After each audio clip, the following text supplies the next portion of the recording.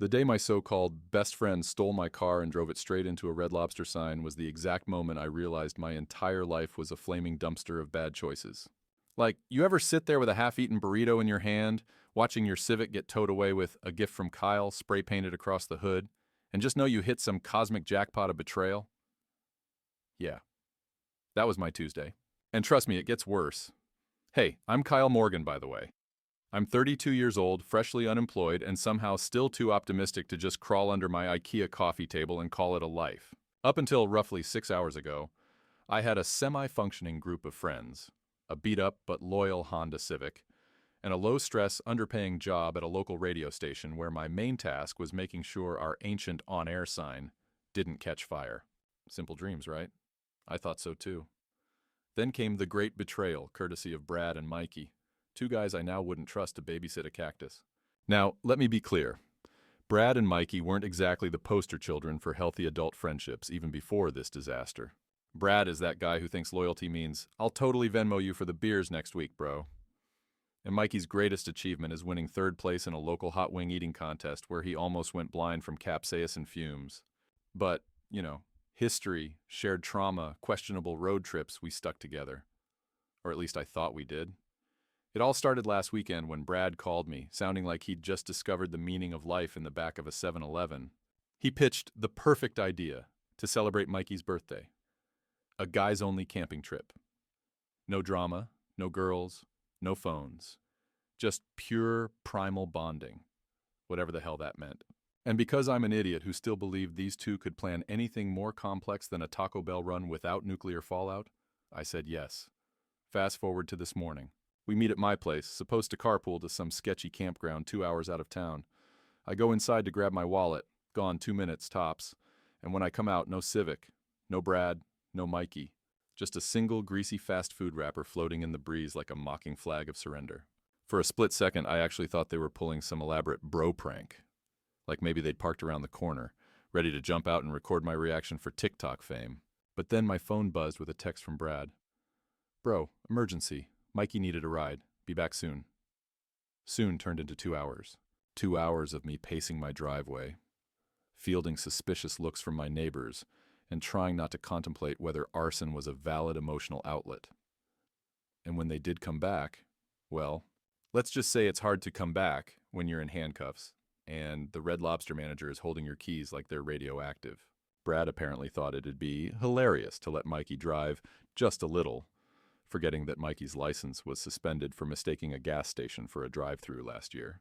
Turns out, a Civic going 40 miles per hour through a seafood restaurant's welcome sign isn't just a little mistake. It's felony property damage. The kicker? They tried to blame me when the cops showed up. Said I gave them permission. While I was inside getting my wallet. While they hot-wired my Civic with a freaking paperclip and blind confidence. So now, I'm stuck dealing with the aftermath. No car, no job. More on that flaming disaster later. No friends unless you count the weird neighbor who insists he fought actual werewolves in Nam. And the best part? Brad and Mikey are already posting on Facebook about how Kyle totally overreacted. Buddy, the only thing stopping me from reacting with a flamethrower is that my flamethrower license expired last year. And trust me, if you think this is bad, you have no idea what those two had actually been planning behind my back. It wasn't until I got a call from Becky, yes, that Becky, the one who once tasered a raccoon to save her sandwich, that I realized the Red Lobster incident was just the opening act to the full-blown nightmare musical my life was about to become. Becky didn't even say hello. She just screamed, "Dude, check Facebook!" Like the world was ending and Zuckerberg personally declared me public enemy number one. Now, my instinct when someone tells me to check Facebook is somewhere between accidentally setting my eyebrows on fire and repeatedly slamming my hand in a car door. But curiosity, and poor judgment, won. I opened the app, and there it was, pinned right at the top of the local community group page. A GoFundMe titled, "Help Kyle Morgan Start His New Life." My face, my actual face, was plastered on the banner, looking like some tragic shelter puppy, complete with a sad filter and fake tear emojis. The description? Our dear friend Kyle has fallen on hard times after suffering a tragic seafood-related car accident. He needs your help to rebuild his life. I was apparently seeking donations to start over, rebuild his faith in humanity, and I quote, purchase a new, safer mode of transportation. A transportation that, per their brilliant suggestion, it could not be weaponized against chain restaurants. And who set it up? Brad and Mikey, naturally, under the charming username True Friends for Kyle. For a brief moment, I considered walking into the ocean, just a little stroll until my problems floated away. Instead, I screenshot the whole mess and texted it to Brad with WTF, man. He replied 3 seconds later. Bro, it's called marketing. You're welcome. Marketing. I nearly ruptured a blood vessel laughing because if stealing my car, wrecking it, blaming me, and then panhandling on my behalf without permission is considered marketing, then Enron was just an innovative savings program. But wait, it gets better. Becky called again, this time breathless, to inform me that Brad and Mikey weren't just raising money for me. Nope. They were also managing the funds. And according to their own words in the comments section, once Kyle's situation stabilizes, we'll help him invest in a rad new business venture. You want to guess what rad business venture they were plotting? Because it wasn't opening a responsible, life-affirming small business. No, these clowns were planning to buy a party bus, a literal rolling violation of common sense and local ordinances, plastered with neon flames, disco balls, and the classy slogan, "Trust us, we're soberish." And the best part? They already had a deposit down, using my fundraiser money. So now, not only had my friends torched my reputation, vandalized my car, and probably blacklisted me from every seafood restaurant within a 30-mile radius, they were also about to launch a crime on wheels enterprise in my honor. And oh boy, you better believe I wasn't about to let that happen without flipping the script in a way they'd never see coming. Because if you're going to get publicly humiliated by your own idiot friends, you might as well take them down with style. Step 1 of my master plan to annihilate Brad and Mikey's business empire involved something I hadn't done in years, soberly attending a town council meeting. Yeah, it turns out when you tell a bunch of suburban dads hopped up on HOA rage that someone's planning to launch a mobile nightclub for questionable decisions in their jurisdiction, you become a folk hero overnight. I showed up at the next meeting armed with screenshots, a dramatic speech titled The Party Bus of Doom, and a power stance that screamed local menace. Imagine a TED Talk, but if the speaker was fueled entirely by spite and gas station coffee. I painted such a vivid picture of public urination, noise complaints, and impromptu mechanical failures that, by the end of it, the council banned non-permitted roving entertainment vehicles within town limits, retroactively. With my name high-fived into the meeting minutes, Brad and Mikey were furious. They stormed into my apartment, where I was halfway through stress eating a family-sized bag of Cool Ranch Doritos, to confront me. Brad paced like a caged weasel on Monster Energy drinks while Mikey stood by the door, arms crossed like a backup dancer in an angry boy band. Dude, how could you betray us like this? Brad whined, somehow managing to sound betrayed while standing 3 feet away from the guy whose car he totaled. Betray you? I said, Dorito crumbs raining majestically from my hoodie. Pretty sure betrayal would be, I don't know, using your best friend's GoFundMe cash to bankroll a vehicular crime spree. Mikey opened his mouth, presumably to say something deeply insightful like, nuh-uh. But just then, the universe did me the biggest solid of all. Brad's phone buzzed with a new notification. He pulled it out, glanced at the screen, and his face dropped like a free-fall ride at a budget amusement park. The GoFundMe got shut down, he mumbled. I practically heard angels singing. Apparently, some good Samaritan, maybe Becky, maybe a random stranger who correctly sensed chaos, had reported the fundraiser for fraud. The platform locked the funds and started investigating, which meant their deposit on the party bus, gone. Their plan to become local legends toasted harder than my career prospects. For a second, I thought Brad might actually cry. His lip quivered. Mikey just muttered something about bad karma and started backing toward the door like a raccoon caught in a kitchen. But me? I just stood there, savoring the moment like a fine wine made entirely of their crushed dreams. And as they slunk out of my apartment, I couldn't help but think, if they thought this was the end of the disaster they'd unleashed, oh baby, we were just getting warmed up. Because the next bombshell, let's just say it would involve an old debt, a karaoke machine, and the world's most disastrous bachelor party invite. 3 days later, just as I thought life might calm down enough for me to Google how to disappear into the mountains with no survival skills, a neon pink envelope showed up taped to my front door. Written in glitter pen were the horrifying words, "You're invited," And inside, because of course there was an inside, was an invitation to Brad's last-minute bachelor party. Oh yeah, surprise. Brad was getting married to his on-again, off-again girlfriend Tanya, who once tried to sell essential oils to my sick grandma to raise her vibrations. Honestly, them getting married was less shocking life event and more two flaming dumpsters colliding in a Walmart parking lot. But sure, let's celebrate. The best part? The invite proudly proclaimed, karaoke party extravaganza, hosted by Kyle Morgan. Apparently, my prank was to be their main event. In their twisted little goblin brains, they thought forcing me to host a public karaoke battle would be the ultimate revenge for ruining their business dreams. Newsflash, boys. I majored in public humiliation long before you even figured out how to spell karaoke. So, naturally, I RSVP'd hell yes, and spent the next 48 hours crafting the most beautifully chaotic revenge setlist humanity has ever seen. Every song was carefully chosen to either roast Brad's ego, expose Mikey's secret habit of crying during Disney movies, or casually reveal embarrassing childhood secrets to the entire bar. Example, Brad's first song, You're So Vain. Dedicated to the most humble man I know. Complete with a PowerPoint slideshow of every cringy mirror selfie he'd ever posted to Instagram. Mikey's, part of your world. With a little note saying, Mikey once sobbed through The Little Mermaid at age 26. But the grand finale? That was for Tanya. Gold Digger by Kanye West, sung by yours truly, projected lyrics highlighted and all.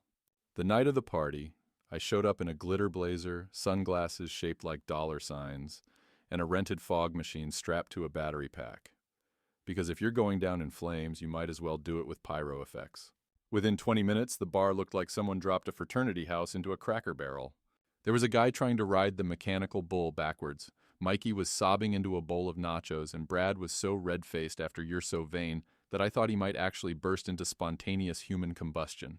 By the time I hit Gold Digger, Tanya stormed out in full meltdown mode, loud enough that half the bar filmed it for TikTok. Brad chased after her, knocking over a table full of wings and taking down 2 folding chairs like a drunk bowling ball. And me? I took a bow. Right there, in a cloud of cheap fog, machine smoke, and nacho cheese vapor. Because sometimes, my friends, revenge is a dish best served covered in karaoke and deep, shameful regret. And trust me, the aftershocks of that night, they were about to shake my whole sad little world even harder. The morning after the karaoke apocalypse, I woke up to find myself trending locally on TikTok under the hashtag #karaokecrimes. Not exactly how I imagined achieving fame, but hey, dreams are flexible when you're spiraling at 32. First order of business was answering Becky's 47 missed calls. She was in full chaos mode, screaming something about lawsuits, Tanya's meltdown, and a very angry Facebook mom group. Apparently, Tanya's loyal army of wine moms decided I had personally assassinated the concept of love and were now rallying to have me banned from every bar, bowling alley, and karaoke night in a 50-mile radius. But the cherry on top? Brad and Mikey, those champions of loyalty and wisdom, had decided to officially blame the collapse of Brad's wedding on me. Publicly. In a Facebook post written like the Declaration of Independence, but with worse grammar. They claimed I deliberately sabotaged the party, emotionally attacked Tanya, and endangered public safety with unsanctioned fog device usage. Honestly, I should have been mad. Furious even. Instead, I laughed so hard I nearly dropped my Pop-Tart into my lap. Because nothing says mature adult like blaming your own train wreck of a relationship on a karaoke setlist. Still, damage control was necessary. So I did what any self-respecting millennial with poor impulse control would do.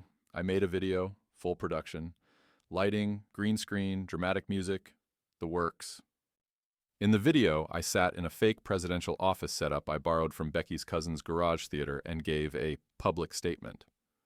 I apologized to the citizens of our town for the emotional damage caused by my accurate song choices, and solemnly promised to continue exposing cringe with honor and dignity. I ended the video by solemnly saluting with a taco. Naturally, it went viral, faster than Tanya's wine rage posts. Suddenly, the tides turned. People started siding with me. Comments flooded in like, Kyle for mayor, and protect Kyle at all costs. Even the local radio station, the same one that laid me off, asked if I wanted to come in for an interview about the Great Karaoke Uprising. Meanwhile, Brad and Mikey were spiraling. Mikey tried to start a cancel Kyle movement, but all he managed to cancel was his own dignity when old photos of him in a tutu at Comic-Con resurfaced. Brad's engagement, officially, spectacularly over. Tanya posted a 3-page breakup announcement on Instagram with enough passive-aggressive hashtags to fuel a Bravo reality show. And me? Well, let's just say things were finally looking up. Or they were. Until Mikey decided that if he couldn't destroy me with shame, he'd destroy me with something way, way dumber. Because naturally, if your life is already a sitcom, the next logical move is a lawsuit.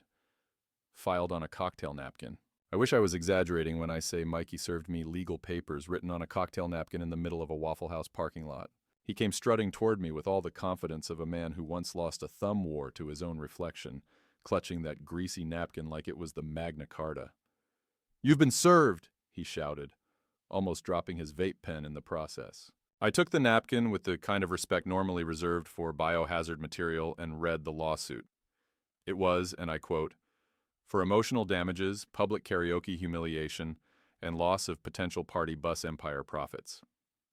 Damages requested, $4,206.90. Why the 90 cents? Because, according to Mikey, it sounds more legit if it's not a round number. Brad was there too, lurking behind a Dodge Neon, nodding seriously like he was part of a courtroom drama and not a badly dressed extra in a Judge Judy rerun. Becky, bless her chaotic soul, was filming the whole thing from her car, cackling so hard the camera was shaking like we were on a doomed fishing boat. "You realize," I said slowly, holding up the napkin like it might bite me, "that this isn't a real lawsuit, right?" Mikey puffed up like a rooster about to lose a cockfight. "My cousin took a semester of online law classes, bro. I know my rights." Brad chimed in helpfully. "Yeah, and like Judge Mathis would totally back us up." For a solid 10 seconds, I forgot how to speak human languages. Then I just laughed. Loud, long, deeply from my soul. "Cool," I said. "See you in court, Your Honor, dumbass." They actually tried to follow through. They marched down to the town courthouse, demanded to speak to the main judge, and presented the napkin with all the gravitas of diplomats delivering a peace treaty. The clerk, who, judging by her dead-eyed stare, had seen way worse, barely glanced at it before saying, "Sir, we don't accept lawsuits written in barbecue sauce." Yes, there were actual barbecue fingerprints on the napkin. Defeated but not deterred, Brad and Mikey regrouped and decided Plan B was trial by social media. They started a campaign called Justice for Brad and Mikey, featuring poorly photoshopped images of me holding a microphone like a weapon. It would have been terrifying if it wasn't edited with the skill level of a blindfolded possum. Meanwhile, I was busy getting free drinks at every bar in town because people thought I was some kind of chaotic folk hero. Strangers toasted me. Bartenders high-fived me. One lady knitted me a scarf that said Karaoke King. Brad and Mikey, meanwhile, were now banned from 3 bars, 2 bowling alleys, and the local Red Lobster, again. And the best part? The lawsuit napkin? I framed it. It's hanging in my living room right now, right next to the glitter blazer that started it all. And oh boy, the next twist coming? Let's just say, karma wasn't finished warming up yet. The next level of chaos arrived via certified mail, an actual letter, in an actual envelope with actual government stamps, which was already suspicious because the only things I ever get by mail are pizza coupons and urgent notices about my car. Warranty. I opened it, expecting maybe another low-effort threat from Brad and Mikey. Instead, it was a summons to the town's annual Citizens Mediation Panel, a glorified group therapy session for idiots who think civil court sounds too expensive. Apparently, Brad and Mikey had somehow gotten their case accepted. Probably because the panel's application fee was $5 and a promise not to hit each other during proceedings. The trial was set in a community center room that smelled like expired crayons and crushed dreams. Becky insisted on coming as my legal counsel, even though she had 0 law experience and was wearing a "Trust me, I'm almost a lawyer" t-shirt she ordered off Etsy the night before. Brad showed up wearing a full suit 2 sizes too big, borrowed from his uncle's 90s wedding, judging by the shoulder pads, and Mikey wore a backwards snapback and cargo shorts because court, but make it chill. The panel consisted of 3 retirees who clearly regretted volunteering the moment they saw our faces. Brad launched into his opening statement, dramatically waving around photocopies of his business plan for the party bus. One of the judges actually whispered, "Is this a prank?" into their microphone, thinking it was muted. It wasn't.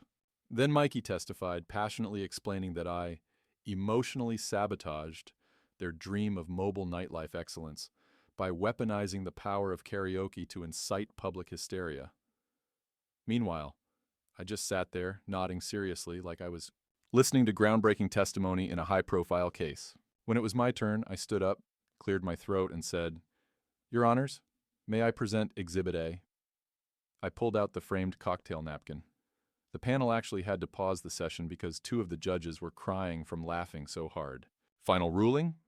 Brad and Mikey's case was dismissed with extreme prejudice. Official wording. They even stamped it. As we walked out, Mikey screamed, "This isn't over, Kyle!" so loudly that he set off the automatic doors and scared an elderly woman carrying a tray of muffins. Brad tried to save face by loudly declaring, "We're going to appeal to the Supreme Court." To which Becky whispered, "Of what, planet moron?" I thought maybe, just maybe, this would be the grand finale of their stupidity. But no, because 1 week later I got a knock on my door at 2 a.m.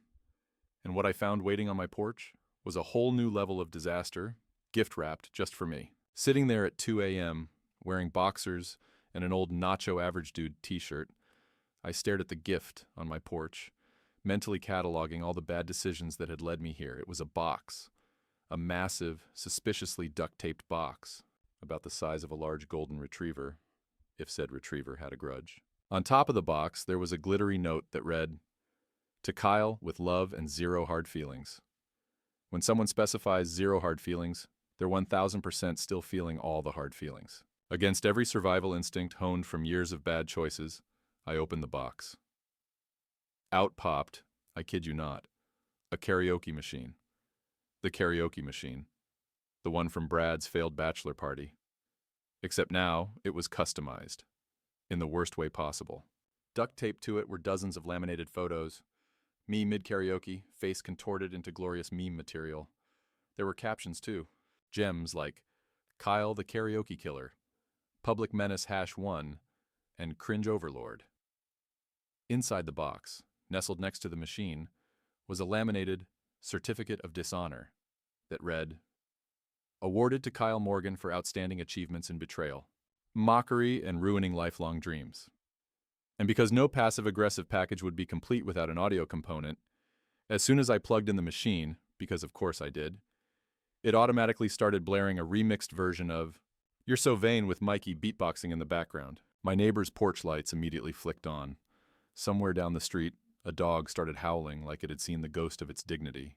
I stood there, on my porch, illuminated by strobe lights Brad had rigged into the machine, looking like a man who had lost not just the battle, but the entire war against stupidity. I wanted to be mad. I really did. But honestly, it was impressive. The craftsmanship, the commitment to the bit, the complete and utter lack of self-respect. It was beautiful. In the way a nuclear explosion at a clown college would be beautiful. So naturally, I did the only logical thing. I dragged the machine inside, cranked the volume to max, and started planning my counterstrike. Because if Brad and Mikey wanted a prank war, buddy, they had just declared it on a man with absolutely nothing left to lose. Operation Ultimate Payback began at precisely 7:32 p.m. on a Thursday, which coincidentally is also the official hour of bad decisions and expired coupons at my local grocery store.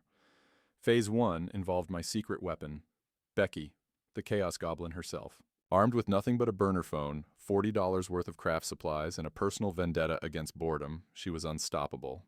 We spent 2 glorious nights creating official flyers for Brad and Mikey's mobile karaoke court. These posters advertised free public trials, open mic rants, and 100% satisfaction or your dignity back. We papered the entire town, library, bulletin boards, telephone poles, even the coffee shop bathroom with glowing reviews like, "I got sued for singing Journey, 5 stars. And finally, a court system where vibes matter more than evidence. Phase 2, booking. We reserved the community center's main hall, the same one they had humiliated themselves in, for an open house. We used their real names. Sent out press releases to local Facebook groups, offered free snacks, even roped in Becky's cousin Greg to show up dressed as Judge Judy's disappointed brother, complete with a powdered wig he stole from a Halloween clearance bin. When Brad and Mikey saw the ads, full meltdown. Brad sent me a 6-paragraph Facebook message that started with, "This is libel," and ended with, "My uncle knows a guy who sued Arby's once." Mikey left a voicemail so rage-fueled it sounded like he was trying to summon a demon through heavy breathing, word and poorly chosen insults. But the event went on, and oh boy did it go on. Dozens of people showed up, half out of morbid curiosity, half just for the free Doritos. Someone even brought a karaoke machine for authenticity. Becky played MC, dressed like a judge/DJ hybrid, spinning tracks between fake court sessions, where people testified about crimes like stealing aux cord rights and failing group. Project vibes. We ended the night with a Lifetime Achievement Award in Community Service to Chaos, which naturally went to me, presented with a golden plunger spray-painted in someone's backyard. As I held that plunger high above my head, confetti made of shredded cocktail napkin lawsuits rained down from the rafters. And somewhere out there, probably throwing a tantrum next to a Taco Bell drive-thru speaker, Brad and Mikey realized, you don't start a prank war with a man who's already living like he's got nothing left to lose. And you definitely don't bring a karaoke machine to a nuclear sarcasm fight. But just when I thought I had delivered the ultimate blow, fate, as always, had one more twist waiting for me. The next morning, my doorbell rang. Still half asleep and clutching a coffee mug that said "World's Okayest Human," I shuffled to the door and opened it. Standing there in matching official mobile karaoke court t-shirts were Brad and Mikey, smiling, holding a massive check, made out to me, for $10,000. "Bro," Brad said, beaming like a televangelist, "your prank event blew up." Mikey nodded so hard his snapback fell off. "The town wants us to make it a yearly thing." "And," Brad added, "we cut you in as co-founder." I stared at them, at the check, at the universe laughing somewhere far above my head, and that's exactly how I accidentally became a full-time event coordinator, specializing in fake trials, with Becky as my business manager, and Greg in a powdered wig. Sometimes losing everything is just the prequel to running the weirdest empire in town.